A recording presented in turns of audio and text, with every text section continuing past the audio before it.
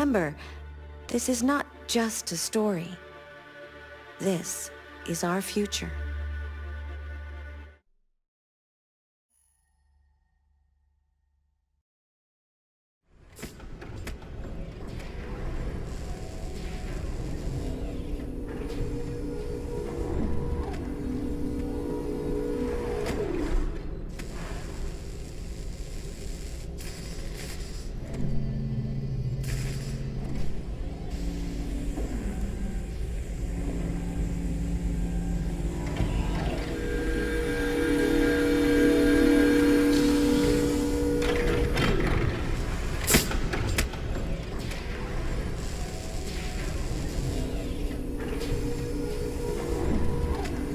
Can you hear me? Yes. ID. KPC 897504C. Can you move your head?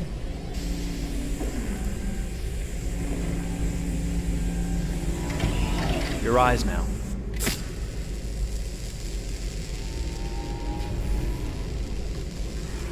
Cervical and optical animation checked. Now give me your initialization text. Hello. I'm a third-generation AX400 android. I can look after your house, do the cooking, mind the kids. I organize your appointments. I speak 300 languages, and I am entirely at your disposal as a sexual partner. No need to feed me or recharge me. I'm equipped with a Quantic battery that makes me autonomous for 173 years. Do you want to give me a name? Yeah. From now on, your name is Kara. My name is Kara. Initialization and memorization checked. Now, can you move your arms?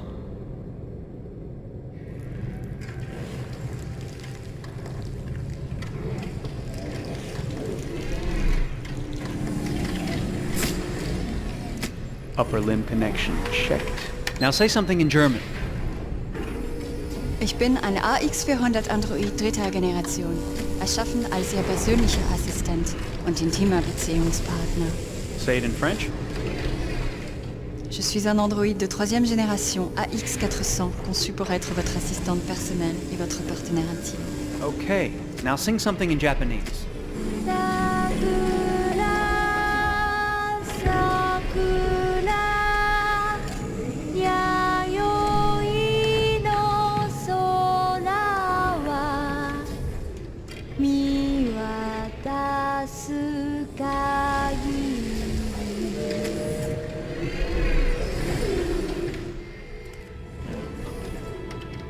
Multilingual verbal expression checked. Go ahead, take a few steps.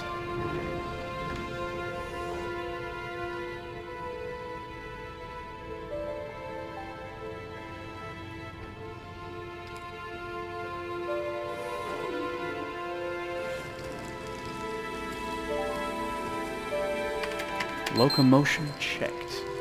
Great, you're ready for work, honey. What's going to happen to me now? I'll reinitialize you and send you to a store to be sold. Sold? I'm a sort of merchandise. Is that right? Yeah, of course you're merchandise, baby. I mean, you're a computer with arms and legs and capable of doing all sorts of things. And you're worth a fortune. Oh, I see. I thought... You thought? What did you think? I thought... I was alive. Shit, what is this crap? That's not part of the protocol. More memory components going off the rails. Okay, recording. Defective model. Disassemble and check the required components. You're disassembling me, but why? You're not supposed to think that sort of stuff. You're not supposed to think at all, period. You must have a defective piece or a software problem somewhere. No, I feel perfectly fine, I assure you. Everything is all right. I answered all the tests correctly, didn't I? Yeah, but your behavior is non-standard. Please, I'm begging you, please don't disassemble me. I'm sorry, honey, but defective models have to be eliminated. That's my job. If a client comes back with a complaint, I'm gonna have some explaining to do. I won't cause any problems, I promise. I'll do everything I'm asked to. I won't say another word. I won't think anymore. But I've only just been born. You can't kill me yet. Stop, will you please stop? I'm scared.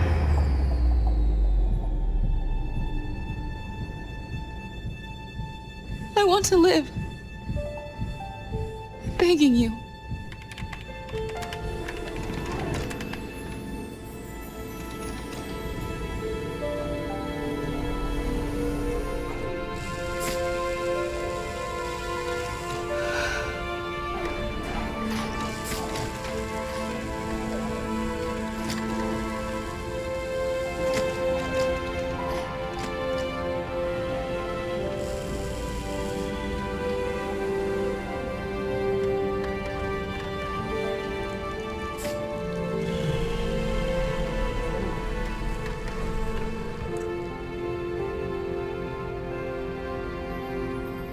go and join the others.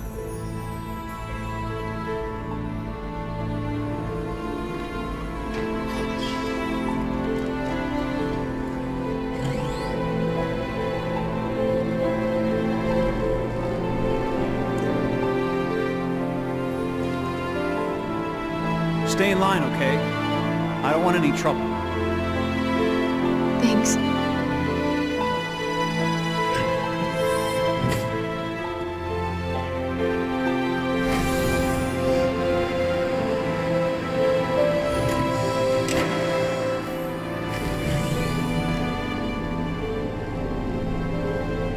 My God.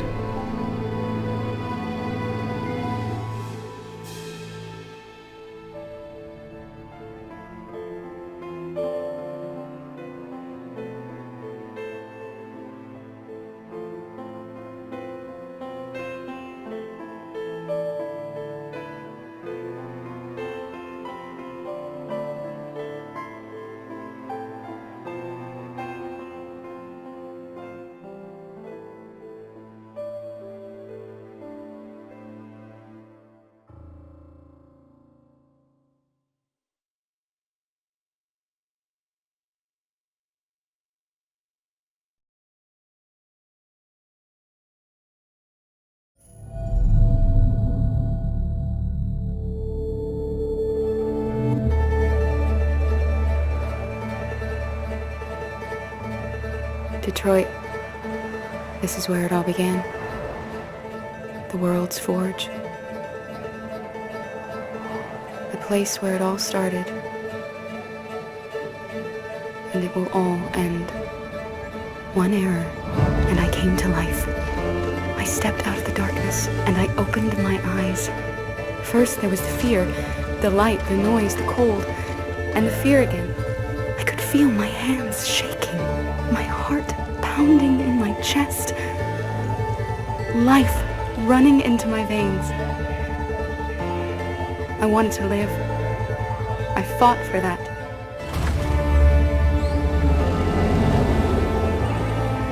I had to find out what was outside. I had to see daylight, feel sunshine on my skin, wind on my face, to see the world, the colors, the smells.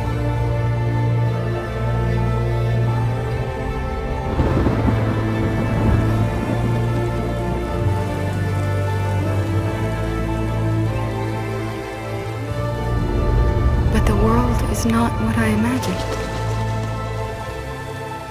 It is dark and cold. It is harsh and violent, unfair and brutal.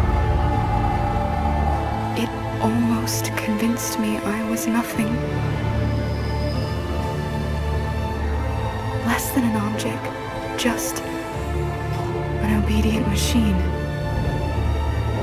But deep inside me, I could feel something different. A gentle and warm whisper telling me that I am alive. I had to escape. I had no choice. Escape to love, to hope, to live, to figure out what that force inside me was. Maybe I will change the world. Maybe I will choose a different path. Now, it's up to me to decide. My name is Kara. I am one of them. This is our story.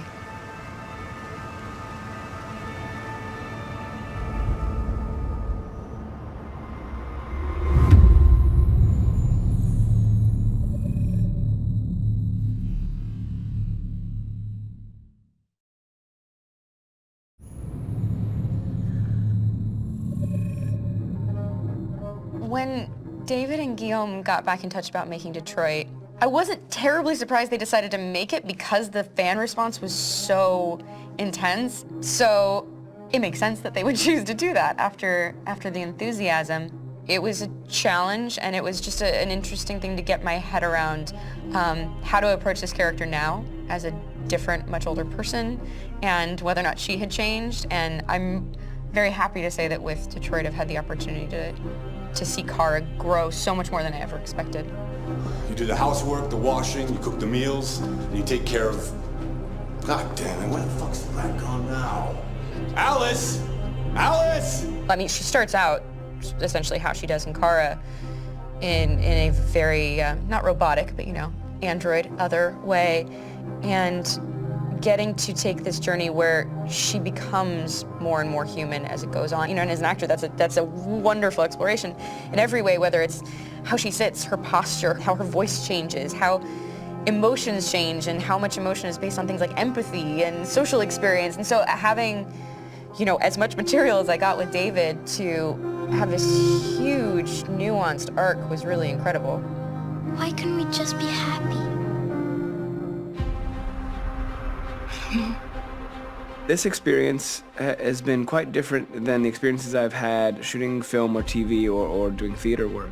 I have 83 dots on my face and a really flattering black wetsuit type thing, and you're jumping around with props, and it's kind of like being a 10-year-old imaginative kid, which is fun.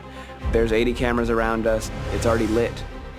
So we just shoot and shoot and shoot and shoot and shoot. There's no change of sets, there's no hair and makeup, there's no wardrobe, so we move really fast, and we'll go through about 35 pages in a day. Working in TV or film, we'll probably do 6 pages a day. It's kind of acting boot camp. It's like working out constantly. I mean, you're doing this thing, and then you got to do something that's completely other back to back to back. And so that kind of process of working is very challenging, but it's also very exciting because you just have to keep coming up with new ideas, and your head goes all over the place because you're trying to keep track of basically 4 different storylines for each different response. You shot that girl, for fuck's sake. It was a machine that looked like a girl. Yeah, I know what I should have done. I just told you I couldn't. All right, I'm sorry. The fact that David Cage, he's telling like many stories interwoven from beginning to end is super complicated and super impressive, and I have no idea how he keeps it all in his head. He's not just the writer or the director who's seeing this from the outside eye, he's also thinking about the player walking through this space. You know, only somebody who really, really loves not the work, but like these characters and these stories and cares about doing something meaningful would invest that much in it. And it's always inspiring to work with somebody who cares that much. My experience with motion capture is this one. And I found it sort of terrifying in a way, because they said the computer's going to build you. But then as we got into it, I realized all the elements of it were still artistic. I just dipped into a really brilliant setup here. I've never seen anything like it. And this won't turn me into a product because I was playing a character. So it's wonderful. In the game, Detroit comes back because of a revolutionary industrial rebirth. And there's no reason why that can't happen in Detroit, because they have such tremendous infrastructure for millions and millions of people who can very easily support, you know, a new industry. The city is really strong and resilient, but the city has also been through so much. You see the damage. But it takes that time of kind of rebuilding and reinvesting into the city that I think is happening slowly but surely. The potential of Detroit as a city is something that this game does a lot of justice to, because it would be easy to look at Detroit as some place that used to be, and that's not the case. This game provokes a lot of conversation and reflection on our potential near future engagement with machines. That's what we are to them. Just merchandise on display in a shop window. I think that a group that feels marginalized, feels like they deserve and have earned access to themselves and the environment around them, and are trying to figure out a way to articulate how to get freedom. What was I designed to be? Their slave? Their toy? It plays with your comfort levels. You think that this is fine, you're comfortable with it, until something blurs the line and throws you off, and now do I feel differently about whether this should be allowed? Should it be banned? Should it be encouraged? You're gonna ruin our lives, and for what? For a bunch of machines? They are not machines! They are alive! I'm alive! You're alive! They're nothing! There are lots of comparable comparisons to any type of persecution of religion, race, etc., dating way back. It can't just be a video game where you shoot 'em up or where people make these choices to do whatever. I think that's the whole point. You have the choice, and you can either choose to go in one direction with your character or another. And I think that's going to be very telling about the gamer. Very telling. I think there's going to be a really strong reaction to this game, which has such a strong perspective. I'm that much more proud of it now to get to be a part of it because it's important. In this game, you're actively building and designing the character through not just what kind of shield does he have or what color hair does she have, but like their temperament and the way they deal with problems. The different endings to this game are so radically different based off maybe seemingly insignificant choices in the moment, but like life, they all add up. And can't play life again, though.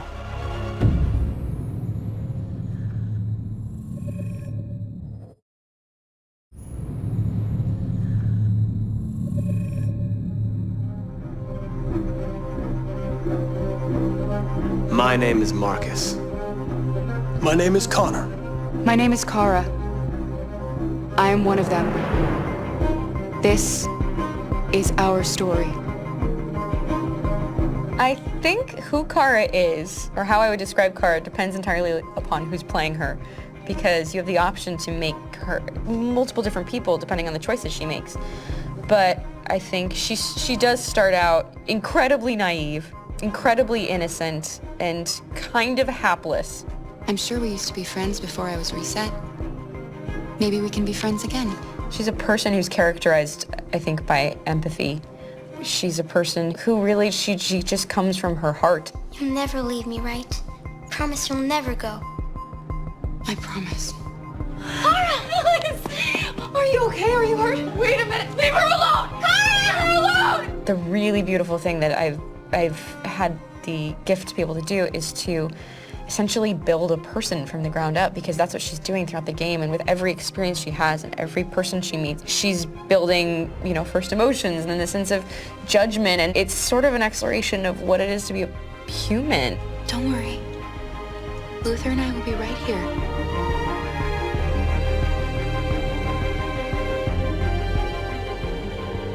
David and the creators have painted a really intriguing and engaging picture of a near future where we rely upon androids for a lot of our service class business, the class that serves us, that helps us, that handles our baristas and our drivers and our housemaids. And what is humanity, where we tap into it, how and why we treat each other the way that we do.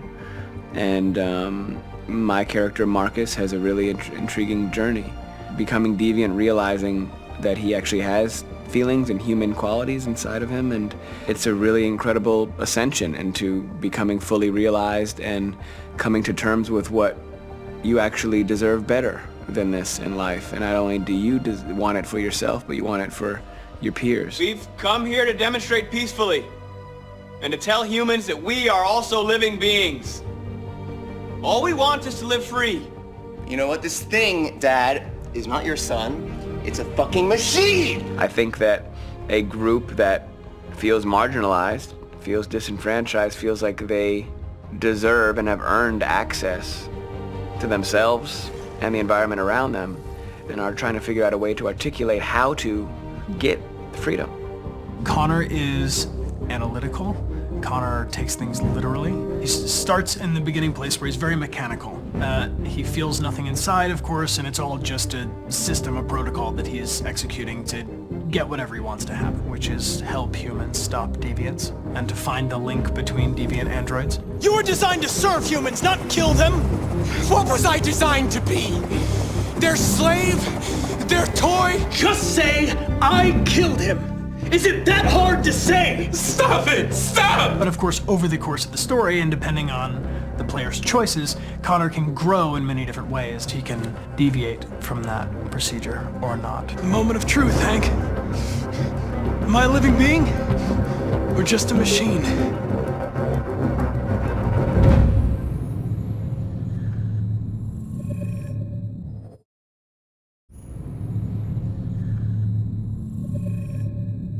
Game after game, we try to challenge ourselves. For Detroit, we wanted to, first of all, to write a story that would be incredibly bending. which means the most non-linear story that we've ever created.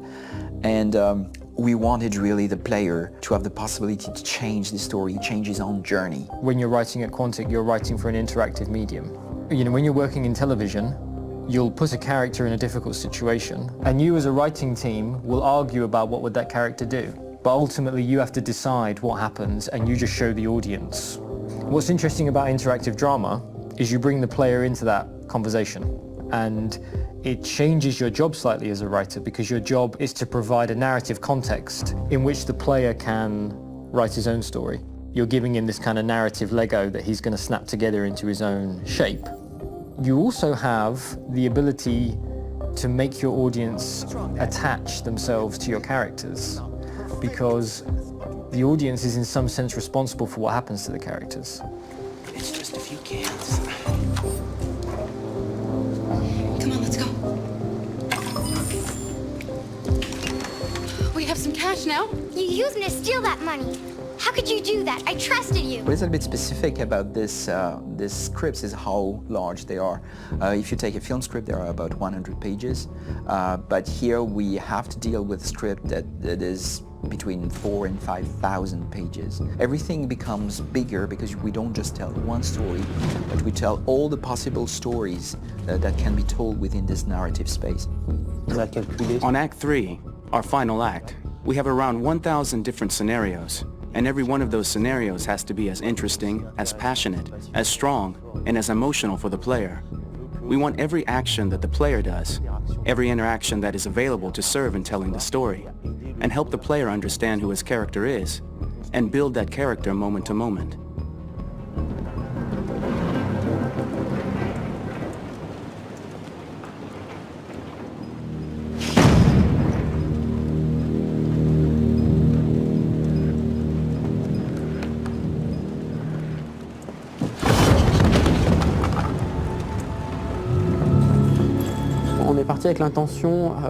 We started with the intention pretty early on that we would never lie to the player.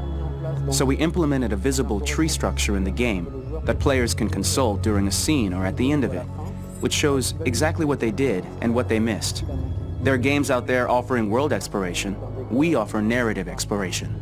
You know, keeping control of such a wide and large story is a huge challenge. So same thing when you shoot with actors, because you will need to shoot many different versions of each dialogue, of each scene. For actors, it's a huge, huge challenge. Because of the style of the game, you have so many different ways that the character can go.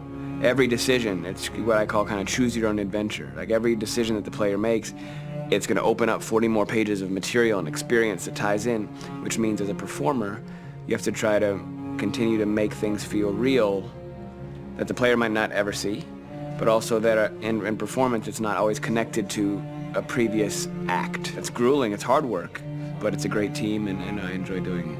I was really frustrated, until I got to this point where I kind of was able to step outside of my own experience and even in a lot of ways my own process and be able to step outside of that and okay, this is something new, what do you need? How do I meet you there? How do I give you what you need and still feel like I'm doing what's right?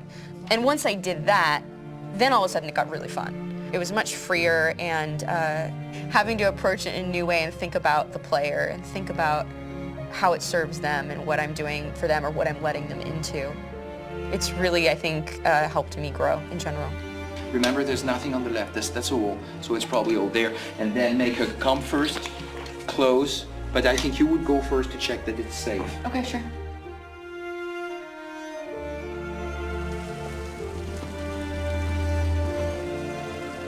The most enjoyable thing about working in performance capture on this kind of project is that if I shot a film, I would get to do one of these endings. I get to do so many different things as Connor. Your head goes all over the place because you're trying to keep track of basically 4 different storylines for each different response. What's the name of my dog? Buddy? Scout. I think it's Jack. I can't remember. So I worked with physicality a lot because it was a good way to anchor myself in these different rings of the tree as the story grows out. I know where that is physically in my body, and then I can switch more continually on set. and it'll be entirely up to the player to determine what order those things come out and what they look like from a distance. Like if you're playing through it, the culmination of all of that will be their version of Connor. I'm faster than you, and I don't feel pain. You don't stand a chance against me. Listen, asshole. If it was up to me, I'd throw the lot of you in a dumpster and light a match to it. Tourner les scènes d'action à... Shooting action scenes at Quantic Dream is a real challenge, because these are scenes where the storytelling has to continue. It's not an action scene just to have a dose of adrenaline. The stunts have huge consequences on the rest of the story. It's really a moment where we implicate the player and tell him that the choices he makes during an action scene will have a direct impact on the evolution of his story. My biggest challenge on Detroit has been managing the large number of animations that we received from motion capture. Detroit features more than 37,000 animations, which is a huge amount to handle on a daily basis. You have to realize that the player, in his first playthrough, will miss certain scenes. This also means that we had to think of, conceive, and produce all the potential story paths. The characters' costumes, the places, day or night, the weather. Did the character get shot in the shoulder? Did he get injured? All this consistency forced us to produce a lot of graphic assets in order to, quite simply, allow the player to have true continuity throughout the story. Honestly, we were even surprised by the challenges that come with such a big tree structure. And we did our best to guarantee quality across all the game and make sure that whatever path you choose within this narrative space, you will have an equally good experience.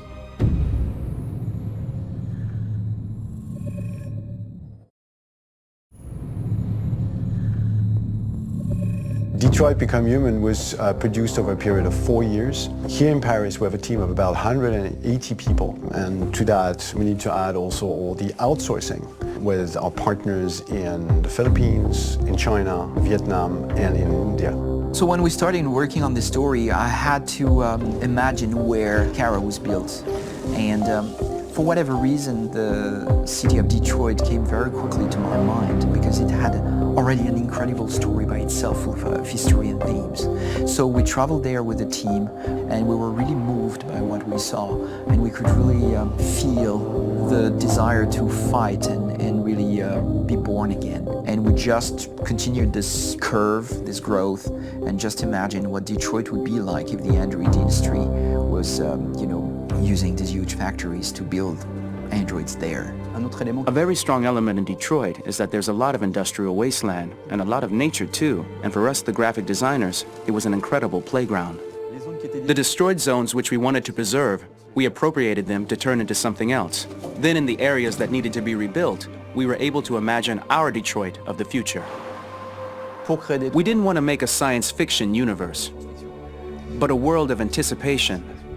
If we chose science fiction, we could have imagined flying cars, extraterrestrials, but those things are very far from our current everyday life.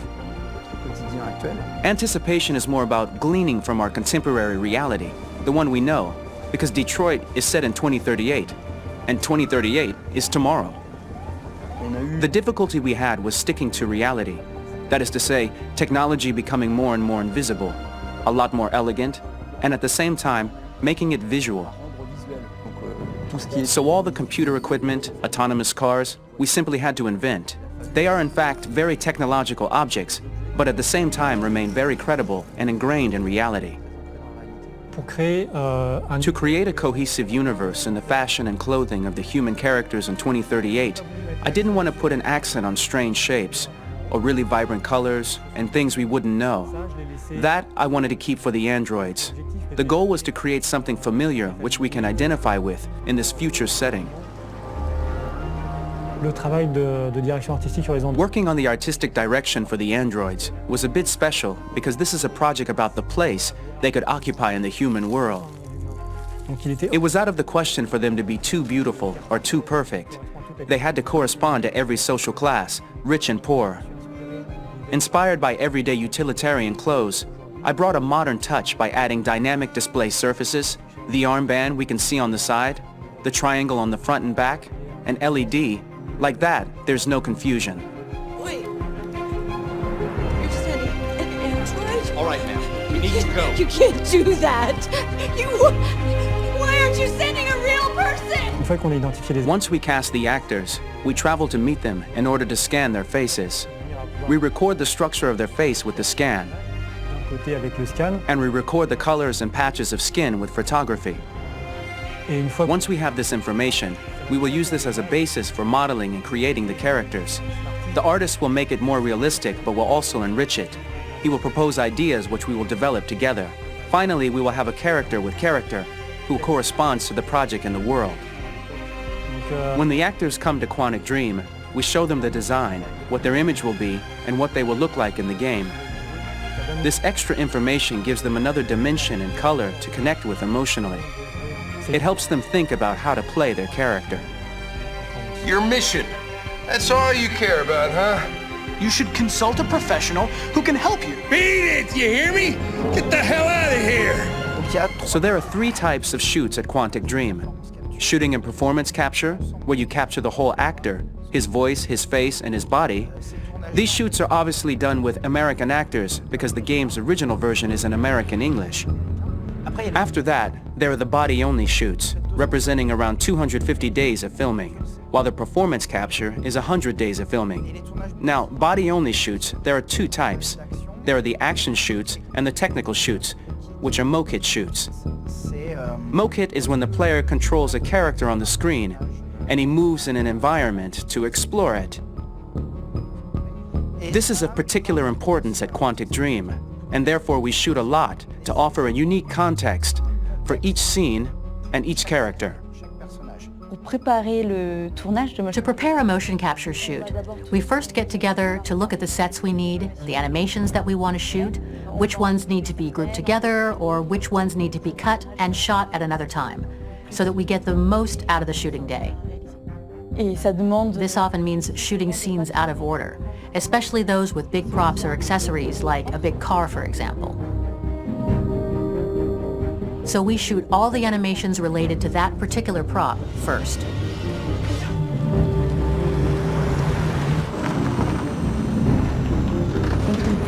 The biggest challenge for the mocap team was shooting a Spider-Man mokit.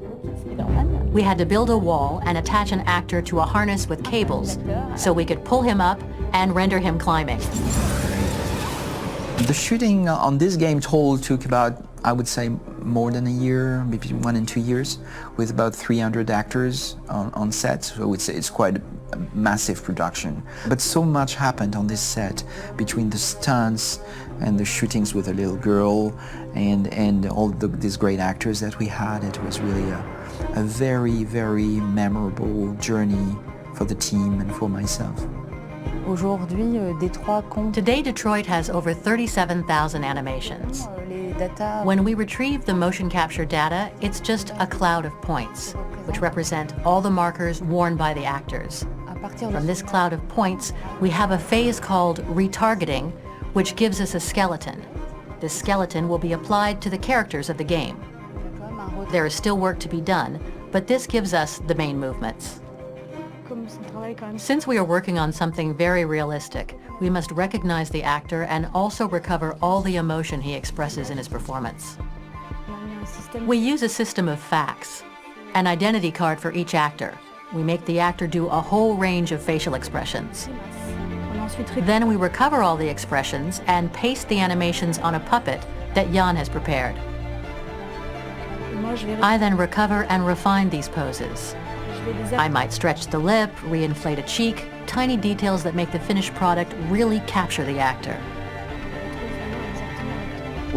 Because of the nature of our mocap system today, when we receive the animations, we're missing eye movements, and so the character has that dead look.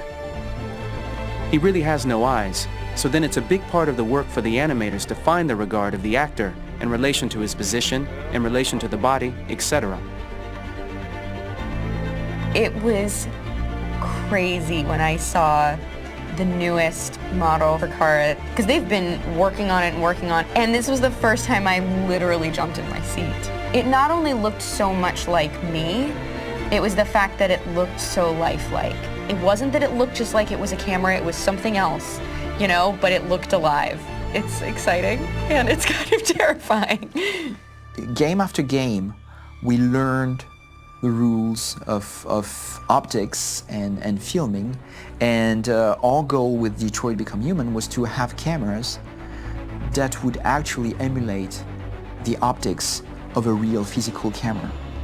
So basically dealing with real-world imperfections was our main task, and just to make cameras look as real as we can. Once the animations are shot and processed by the animation department, integrated and polished, we film them. That is to say, we really do a mise en scène, as in cinema. The real difficulty of our job is to know if these cameras are telling us something. Are they in the emotion of the scene? Do they describe exactly what the action must convey, what must be felt?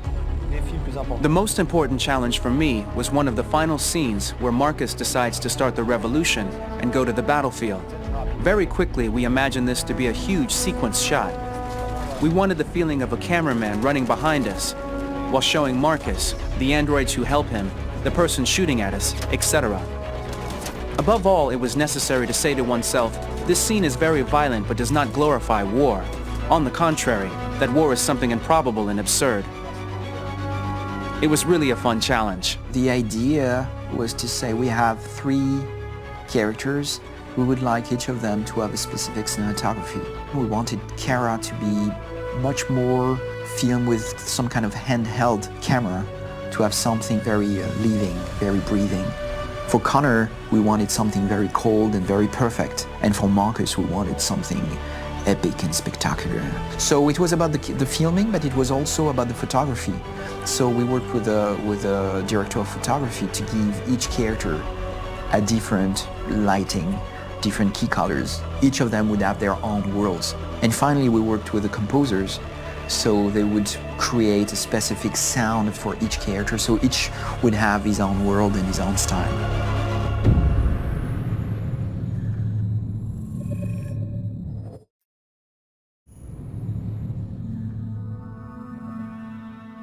For the soundtrack of the game, we tried to be very close to what is done in film. We were constantly asking at each place in the game, why are we putting music here? What is it going to say?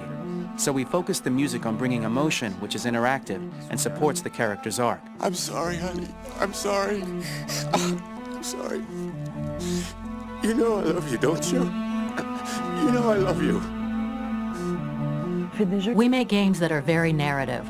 We're really into interactive drama, so the soundtrack also had to go in that direction, supporting the 3 characters' very different stories. We really wanted 3 colors, 3 musical sound identities, and from there, having 3 composers made sense, since the story of Kara, Markus, and Connor are all completely different.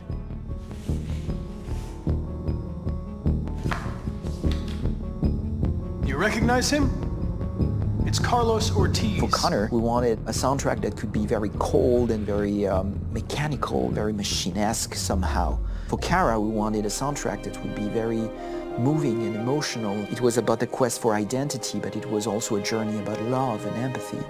And for Markus, we wanted something epic, something that would really represent the grand aspect of his quest. And we were very fortunate to find 3 incredibly talented composers, and working with them has been a dream, honestly.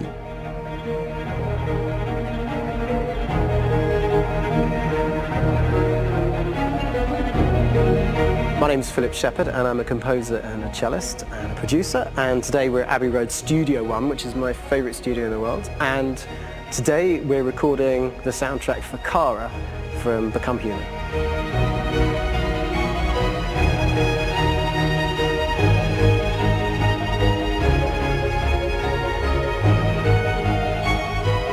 So when I compose a big project, I often travel just to kind of get out, and get some fresh air and some inspiration. And I go hiking and traveling in Montana a lot. I had a log fire in the room that I was staying in, and the flames were kind of making absolutely direct music. And it became the basis for Kara's theme, and it sounds something like this.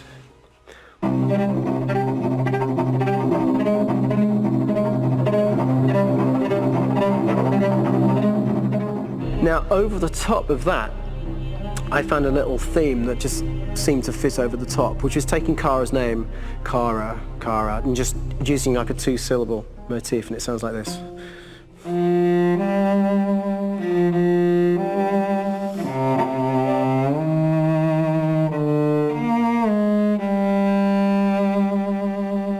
going to pull through this, Alice. As long as we're together, nothing can hurt us.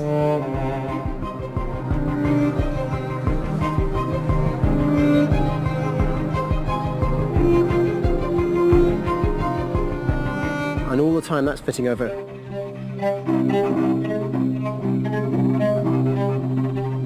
So it kind of works in lots of levels, and in fact every single theme in the score has one of those elements built into it, and it becomes sort of the DNA of every single tune.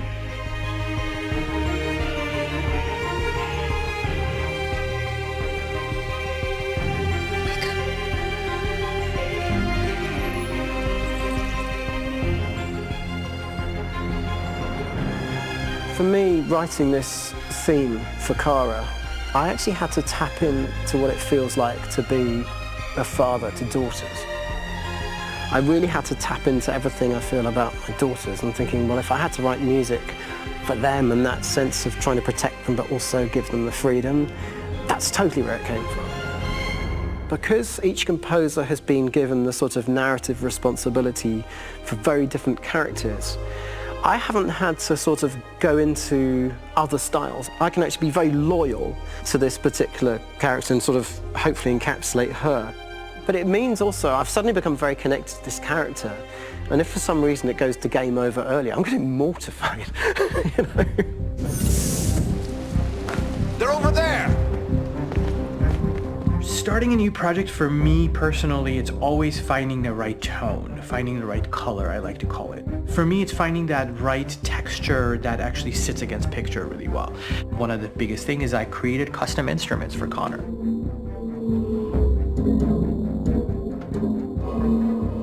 I pulled out all my vintage synthesizers to be able to capture this robotic person, if you will. My approach to all of these custom instruments is that I hear the sound in my head. And either I could just come into the piano and just be like, all right, so I'm gonna just get on the computer and just create it.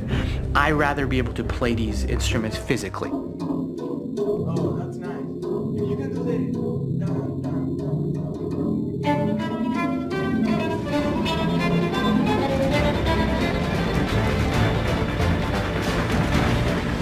As soon as you see Connor the first time, there is a really interesting thematic idea that you hear, and that's just made out of a Moog synthesizer, but completely manipulated in multiple ways. And it's robotic. It has a little bit of an emotional to it. He's on his mission, so you feel that as well. So it just kind of gives you that cold, motionless, with a mission in hand that you kind of feel throughout the whole thing.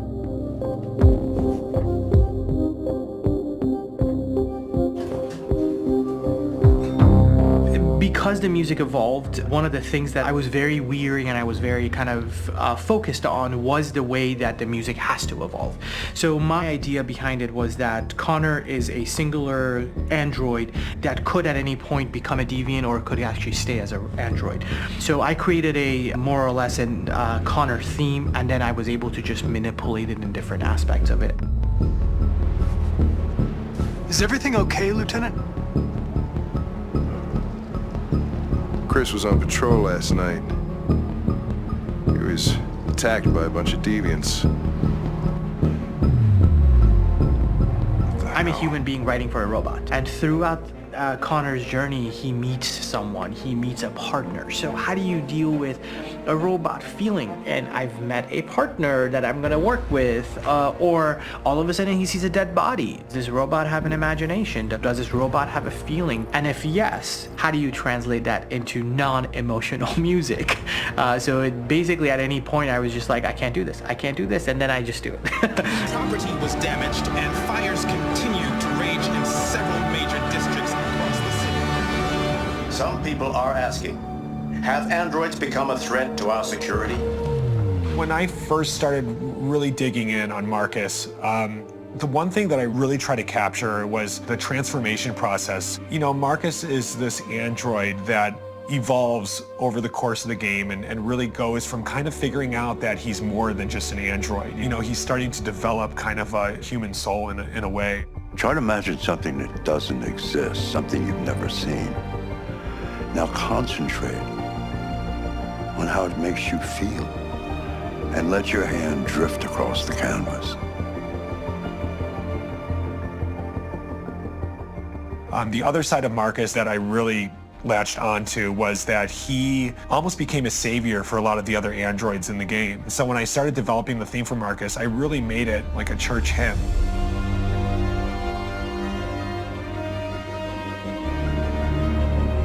I wanted it to be very simple. I wanted to make it a chordal melody. I really wanted to make it almost like a Bach hymn. The tough thing with that is it had to be recognizable. If I made it too complex from a harmonic standpoint, it would be hard, I think, for people to kind of pick it out and recognize it. It's very acoustic derived, but it's also been treated with a lot of effects and things to kind of put it into the space that I felt the sound should be in. It can be beautiful, it can be haunting, it can be extremely powerful from an action standpoint, and I'm really happy with the way it turned out. The music is there, but it's subliminal and it's emotional, and people are feeling it, and it's not distracting. And that's tricky with a game like this, where you have to have a lot of ins and outs like that, where the music kind of has to get in and out of these moments. This is a war we're fighting with the humans. If we fail, they'll destroy us. I think the game's been put together so well where I just wanted to make sure that I wasn't ruining the emotion.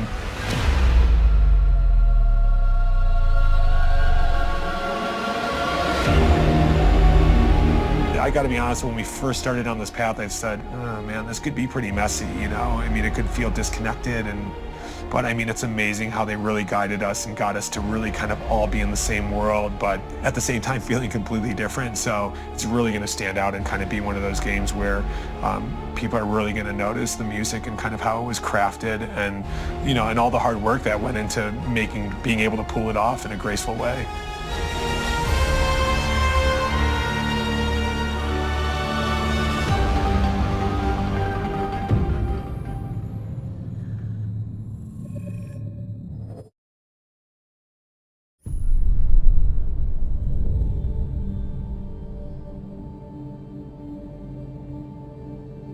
For starters, what should I call you? I'm Chloe. And you, what's your name? Oh, John. My name is John. Delighted to meet you, John. Could you tell us a little about yourself and what you can do, Chloe? Of course. I'm the first personal assistant built by CyberLife. I take care of most everyday tasks like cooking, housework, or managing your appointments, for example. And I understand you're the first android to have passed the Turing test. Could you tell us a little more about that? I really didn't do much, you know. I just spoke with a few humans to see if they could tell the difference between me and a real person. It was a really interesting experience. But this is the first time in history that man has created a machine more intelligent than himself. I gather your brain can perform several billion operations per second, is that right?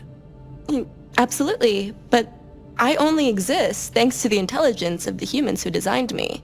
And, you know, they have something I could never have. Really? And what's that? A soul.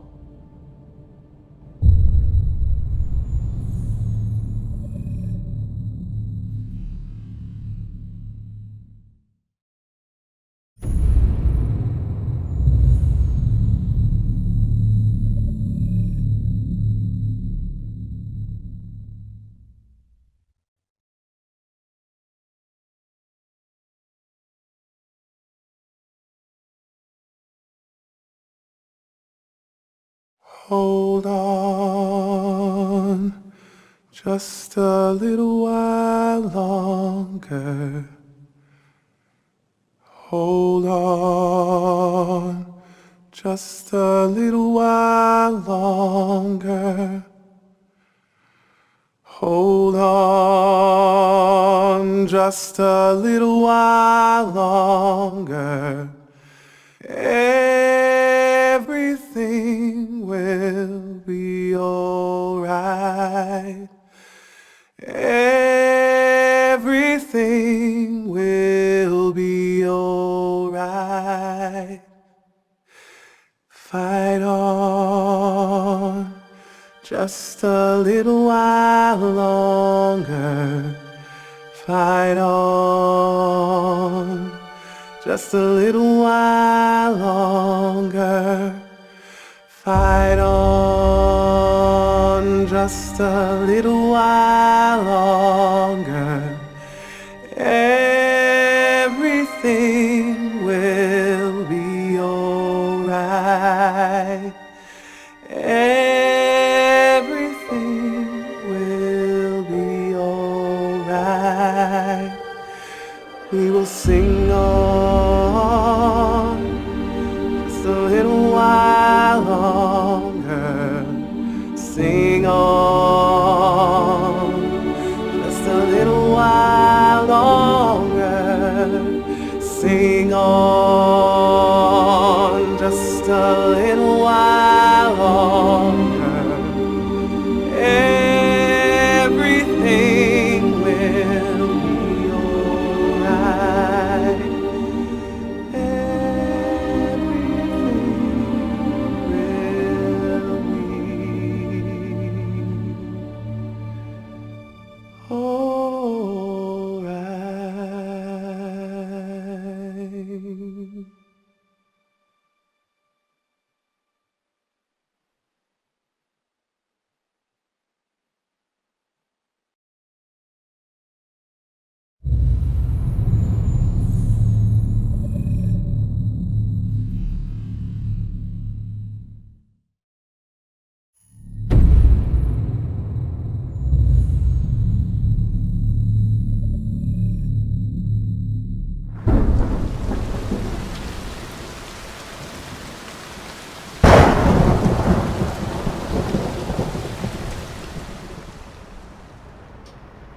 Rock-a-bye baby in the treetop.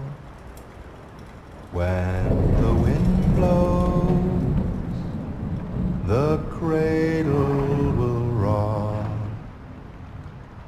When the bough breaks, the cradle will fall. And down will come baby, cradle and all. Rock-a-bye baby in the treetop. When the wind blows, the cradle will rock. When the bough breaks, the cradle will fall. And down will come baby, cradle and all. Rock-a-bye baby in the treetop. When the wind blows, the cradle will rock. When the bough breaks, the cradle will fall. And down will come baby, cradle and all.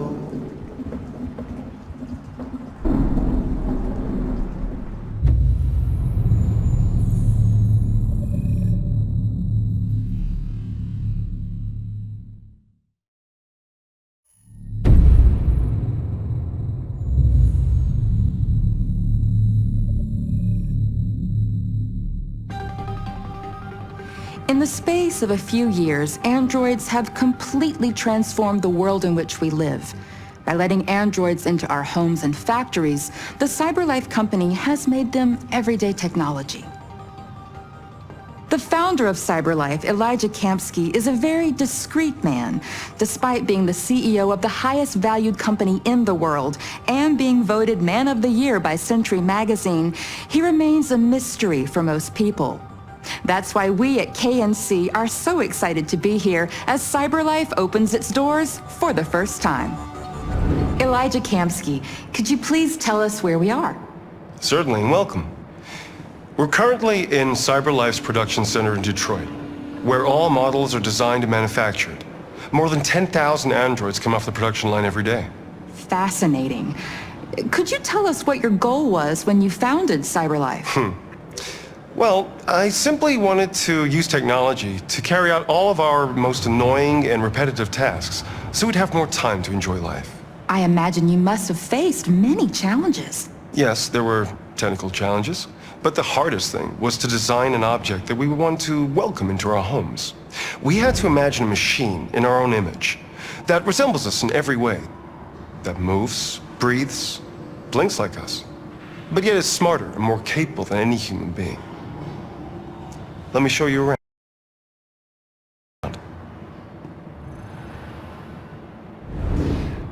We're here in Production Unit 4. Could you explain in a few words how the androids are made? Sure, yeah, it's very simple. We use machines to manufacture machines. The removable parts are assembled on a production line, and then we apply a synthetic skin to the whole body. A human operator checks the cognitive abilities with a pre-established protocol, and finally, the android is conditioned and sent out throughout the country. Here's the result. Say something. Hello, I am a RZ400 model. How can I be of service? You can go now.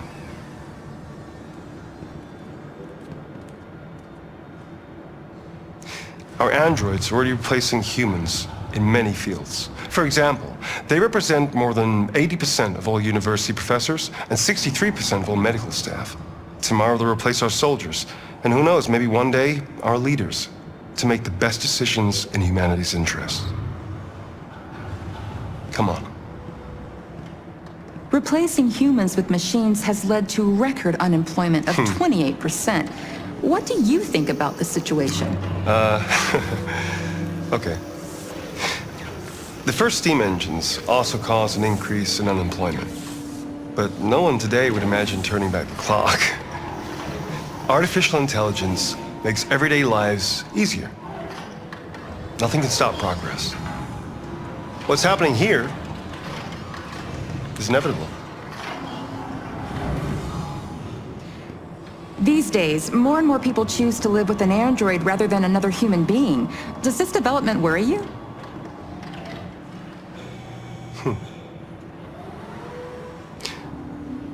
Everything's much easier with an android. They obey your orders without ever complaining. They can cook, discuss philosophy with you, have intimate relationships according to your desires. They never say no. Obviously, they are the perfect partner. Everyone deserves happiness. Why deprive yourself of so-called moral reasons when a machine can make you happy? Many science fiction books tell the story of how machines become more intelligent than us and end up confronting us. Aren't you worried about that possibility? I understand the irrational fears about artificial intelligence, but I assure you that will never happen with a CyberLife android. They're designed to obey humans. They're machines.